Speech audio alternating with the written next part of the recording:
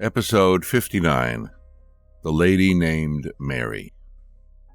There had been many stories about a lady in white traditional ruffled dress roaming around the countryside. Those who live in the area often shared about seeing the lady jumping into the nearby lake or sometimes floating from tree to tree. The senior citizens in the area shared that the figure resembled a lady named Mary, whom they heard that in the 1930s had gone on a date with her boyfriend one night.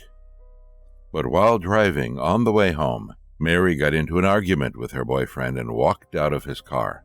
Not long after, Mary was hit by an oncoming car and passed away instantly.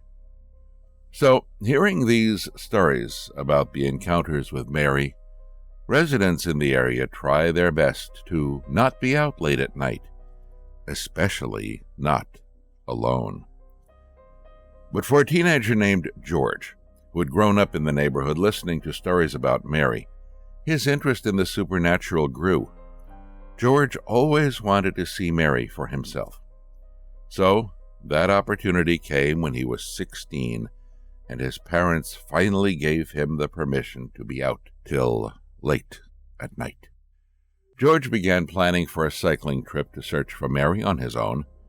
For days, George mapped out the possible locations. So the night finally came, and George cycled to the nearby forest. Once there, George went into the forest and shone his torchlight from the trunks to the top of the tree. But George only saw the stars in the sky. He shone around the forested area. Again, he saw nothing. Slightly disappointed, but persistent, George turned around and cycled to the nearby lake. It was about a 10-minute ride, and as it was already late, there wasn't anyone else there either. George looked around, walked towards the lake, and circled around it. Even after he had covered the full circle, George still saw nothing. So he sat right by the lake and waited. An hour went by, and again, nothing happened. George was annoyed at this point of time and began doubting the stories that he had heard before. George sighed, got up, took his bicycle, and headed towards the cemetery, knowing that was his best bet to possibly get the chance to see the spirit of Mary in real life. George cycled along the spread of grass away from the lake, then on a narrow stone path until he finally reached the main road. From there, George needed to cycle for about half an hour before he would finally arrive at the cemetery. It was quite a distance, so George didn't want to waste any more time and quickly rode his bicycle along the road. The street lamps along the side of the road were spread almost 100 meters from each other, and the orange lights covered only spots of the road. So from George's view, all he saw was a dark and empty road ahead, with probably only 2 or 3 cars that passed by him in the first 10 minutes that he cycled. Other than that, he was all alone. But then as George was cycling another couple of 100 yards, he saw a yellow cab pass by him and stopped at the side of the road further up ahead. He could see a lady exit the cab and saw the cab drive off. The lady stood there and seemed to be rummaging through her handbag, intensely searching for something. Possibly, she had left something in the cab. There were no weird or eerie vibes from the lady, so George rode on towards her. George then said, "Hey, do you need any help? Did you leave something in the cab? I remember the license plate number, 6245. So if you need to, we can call the cab company." The lady replied, "Oh, hey, I thought that I maybe dropped my phone in the cab." Puzzled, George then asked, "You can use my phone, and anyway, there's nothing here. Where are you headed to?" "I have a date at the nearby town, but the cab driver didn't know the way. I hope I'm not too late. I probably just need to walk a little to the town.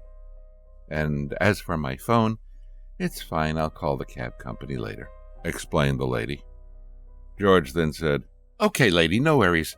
I can send you to the town. I know the way. You can hop on behind my bicycle. It'll be much faster than if you had to walk."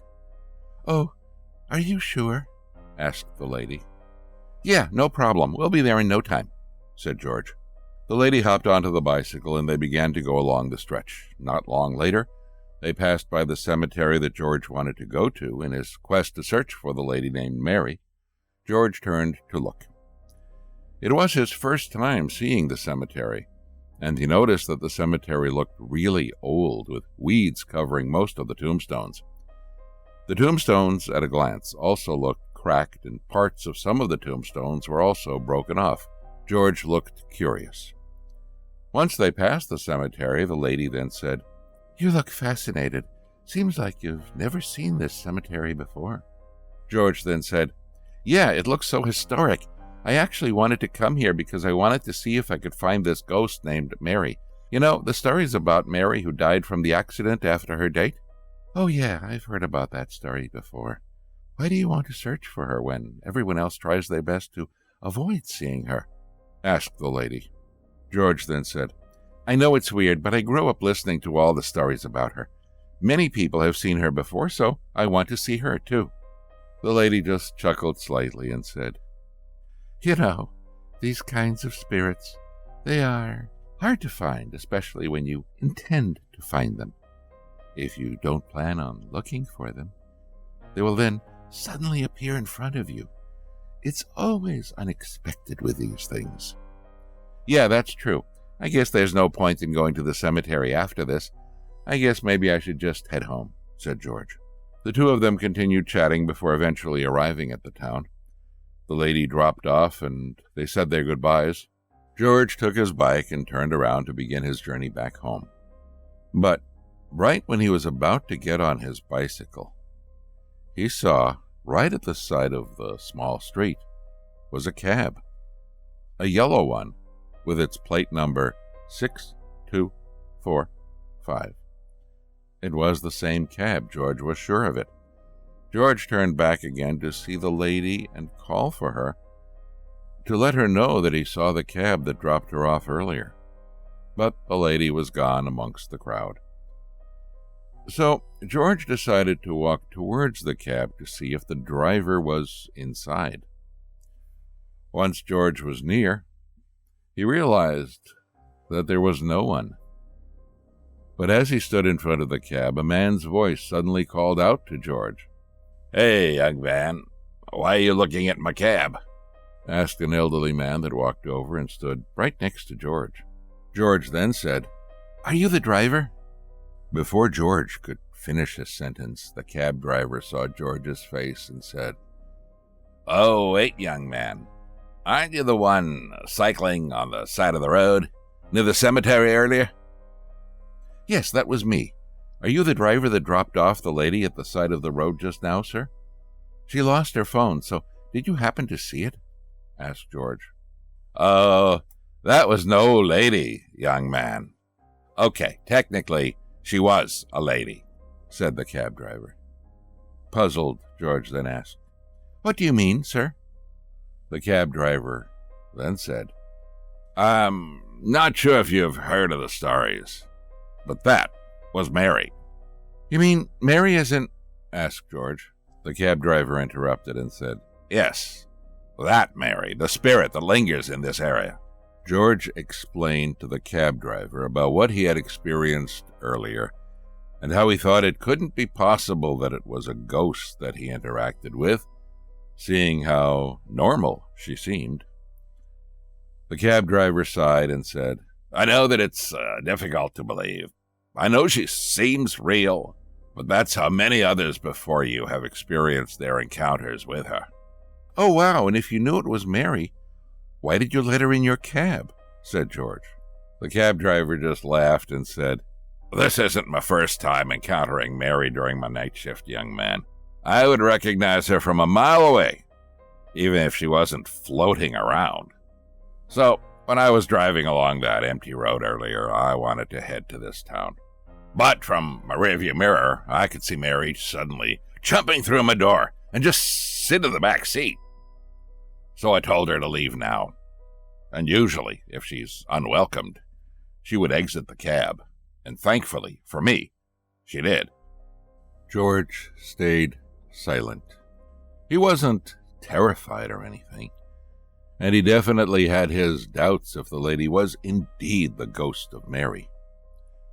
But thinking back about what the lady wore, George remembered the traditional white ruffled dress she had on earlier. It was exactly how the residents would describe Mary. George then remembered what the lady said about her date that she had. George then began to realize that it couldn't have been a coincidence. Could it be that Mary was probably reenacting her date night before she passed away, almost a century ago? George had all these thoughts in his head. All the while when he was with her, George never once suspected that it was possibly Mary. He was just amazed at how he came across her so clearly, with Mary sitting at the back of his bicycle. He never knew that all along as he tried to search for Mary, she was actually there, right in front of him. After a brief conversation, George parted ways with the cab driver and cycled home. And as he continued thinking about his encounter with Mary, part of George hoped that he could see her again on his route home. But he never did. And even after several obsessive attempts to search for Mary in the coming months, George never saw Mary again. Like Mary said before, if you search for her, you'll never find her.